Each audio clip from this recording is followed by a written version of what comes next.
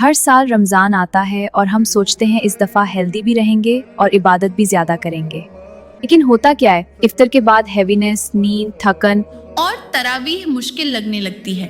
आज मैं आपको एक सिंपल रमजान रूटीन बताने वाली हूँ जिससे आप हेल्दी भी रहेंगे और तरावी के लिए एनर्जी भी मिलेगी। और ये रूटीन मैं आपको एक कहानी के जरिए समझाती हूँ। यह कहानी है आयशा की, एक घरेलू खातून जो हर रमजान ये सोचती थी कि इस दफा ज्यादा इबादत करेगी।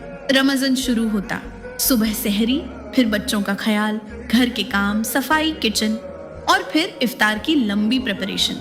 शाम तक आयशा इतनी थक जाती थी कि इफ्तार के बाद बस सोफा पर बैठ जाती और तरावीह उसके लिए मुश्किल हो जाती। उसे लगता था शायद उसमें हिम्मत कम है, लेकिन असल प्रॉब्लम कुछ और थी। पूरा दिन भूखे रहने के बाद वह इफ्तार पर पकौड़े, समोसे और हैवी खाना ज्यादा खा लेती थी। रिजल्ट, नींद, थकान और इबादत का वक्त निकल जाता।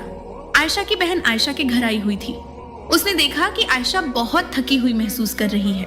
न वह अपनी नमाज सही से अदा कर पा रही थी और न ही सुकून से कुरान पाक पढ़ पा रही थी। वह अपना ज्यादा वक्त बच्चों और इफ्तारी की तैयारी में लगा रही थी। फिर उसकी बहन ने आयशा से कहा, आयशा, तुम मेरी तरह डाइट क्यों नहीं फॉलो करती? तुम इस तरह थकन भी महसूस नहीं करोगी और आराम से अपने सब काम भी कर सकोगी। उस बात ने आयशा को सोचने पर मजबूर कर दिया और आयशा ने सुन्ना फॉलो करना शुरू कर दिया।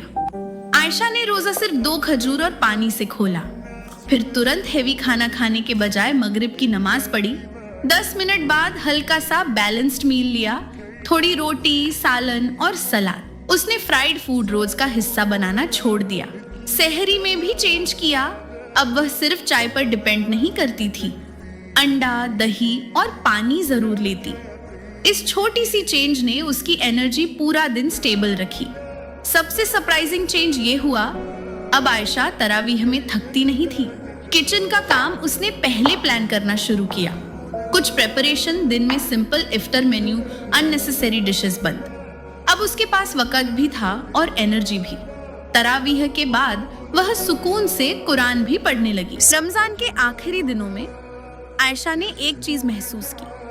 इस दफा वह थकी हुई नहीं थी और भी ज्यादा एक्टिव फील कर रही थी। सहरी के बाद, फज्र की नमाज के बाद सिर्फ 20 मिनट कुरान, जोहर के बाद आधा घंटा कुरान पाक पढ़ती और ईशा के बाद भी तिलावत उसकी आदत बन चुकी थी।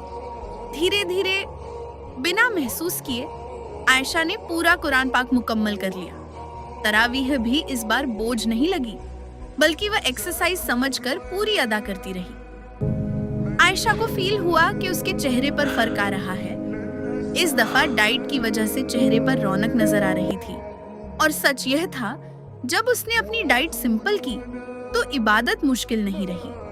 उसने समझ लिया, रमजान परफेक्ट डिशेस का नहीं, अल्लाह के करीब होने का महीना है।